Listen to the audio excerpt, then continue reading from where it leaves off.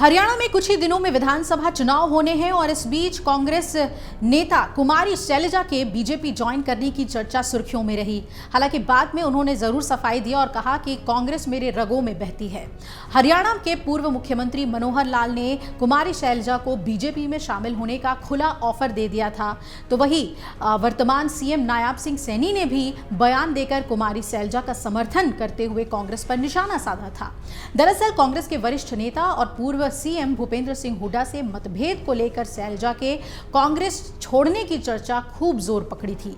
इस बीच बसपा सुप्रीमो मायावती ने भी कुमारी शैलजा को नसीहत देते हुए कांग्रेस पर जोरदार हमला बोला।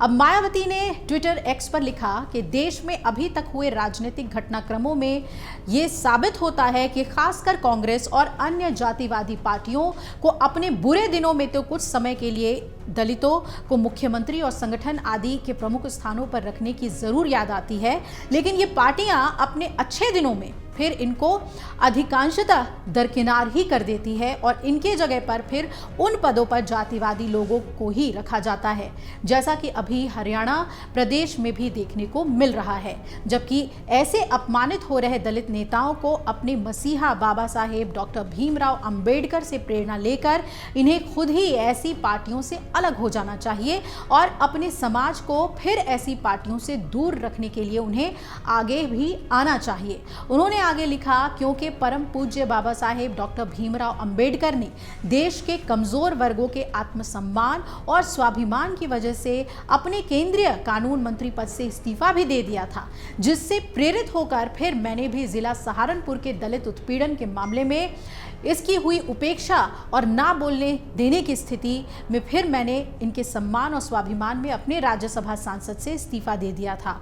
ऐसे में दलितों को बाबा साहेब के पद चिन्हों पर चलने की सलाह देती हूं। इसके अलावा कांग्रेस और अन्य जातिवादी पार्टियां शुरू से ही इनके आरक्षण के भी विरुद्ध में रही है, यानी कि रिजर्वेशन के विरुद्ध रही है। श्री राहुल गांधी ने तो विदेश में जाकर इसे खत्म करने तक का ऐलान कर दिया। ऐसी संविधान, आरक्षण और SC, ST, OBC विरोधी पार्टियों से ये लोग जरूर सचेत रहें। बता दें कि केंद्रीय मंत्री और राज्य के पूर्व सीएम मनोहर लाल ने शुक्रवार को एक जनसभा के दौरान कुमारी शैलजा से बीजेपी में शामिल होने का आह्वान किया था, ऑफर दे दिया था और कहा कि हरियाणा कांग्रेस में बहुत ज्यादा अंतर्कलह है और मुख्यमंत्री पद के लिए उनके चेहरे को लेकर कोई स्पष्टता नहीं है। पिता और पुत्र यानी कि भूपेंद्र सिंह हुड्डा और दीपेंद्र हुड्डा के बीच लड़ाई है। पिता कहते हैं कि वो मुख्यमंत्री बनेंगे, जबकि बेटा कहता है कि वो मुख्यमंत्री बनेगा। उनके अलावा अन्य नेताओं की भी मुख्यमंत्री पद पाने की इच्छा है। हमारी दलित बहन घर पर बैठी है। आज बहुत से लोग सोच रहे हैं कि उन्हें क्या करना चाहिए। हम पेशकश के साथ तैयार हैं और अगर वो आती हैं तो हम उन्हें पार्टी में शामिल करने के लिए तैयार हैं। तो बीजेपी के ऑफर के बाद ही मायावती का ये रिएक्शन बहुत ही अहम हो जाता है, जिसमें वो जो दलित नेता है उन लोगों से सचेत रहने को कहती हैं और कांग्रेस पर भी निशाना साधती हैं। एक बार फिर से राहुल गांधी के विदेश दौरे का भी जिक्र करती हैं कि जो लोग आरक्षण विरोधी हैं, आरक्षण खत्म करने का ऐलान करते हैं, वो अपने पार्टी में दलित नेताओं के साथ कैसे इंसाफ कर सकते हैं और उन्हें कैसे प्रतिनिधित्व दे सकते हैं। तो ऐसे नेताओं को सचेत रहना चाहिए ऐसी जातिवादी पार्टियों से। मायावती के इस बयान के बाद अब देखना है कि कांग्रेस की तरफ से क्या प्रतिक्रिया आती है और कांग्रेस अपनी पार्टी के अंदर इस मचे हुए अंतर्कलह से कैसे पार पाती है।